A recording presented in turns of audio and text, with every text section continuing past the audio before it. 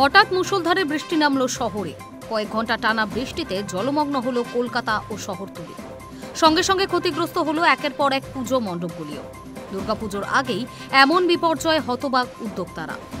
শহরের উত্তর থেকে দক্ষিণ, পূর্ব থেকে পশ্চিম প্রায় সর্বত্রই দেখা গেল একই ছবি। কোথাও বাঁশের কাঠামো হেলে পড়েছে, তো কোথাও কাপড় চট ফেটে গিয়েছে। কোনো কোনো মণ্ডপে জল ঢুকে ভাসিয়ে দিয়েছে সজ্জা সামগ্রী। বড় বড় থিমের মণ্ডপও রক্ষা পায়নি। উদ্যোক্তারা বলছেন, এই মুহূর্তে সবচেয়ে বড় চ্যালেঞ্জ সময়। হাতে আর কয়েকদিন বাকি। রাত জেগে শ্রমিকরা কাজ করছেন।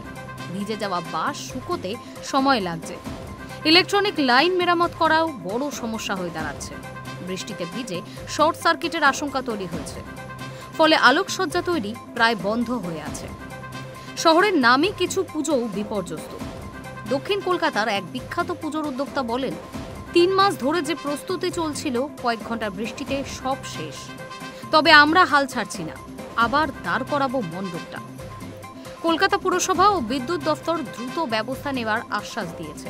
তবে উদ্যোক্তাদের মতে আসল ভরসা শ্রমিক ও শিল্পীদের ওপর, কারণ তাদের রাত দিনে শ্রম ছাড়া ফের মণ্ডপ দাঁড় করানো সম্ভব নয়। বাজারেও নতুন চাপ তৈরি হয়েছে। ভিজে যাওয়া কাপড়, সজ্জার সামগ্রী ফের কিনতে হচ্ছে। তাতে বাজেটও বাড়ছে। অনেক ছোট মণ্ডপ আর্থিক সংকটে পড়েছে। স্থানীয় বাসিন্দাদের অনুদানে টিকে থাকার চেষ্টা করছে তারা। তবে প্রতিটি মণ্ডপেই একটাই দৃশ্য, লড়াইয়ের মনোভাব। ভিজে যাওয়া সাজ সরঞ্জাম শুকোনো, কাঠামো ফের বাঁধা, বিদ্যুৎ সংযোগ ঠিক করা, সব কাজ চলছে সমান্তরালে।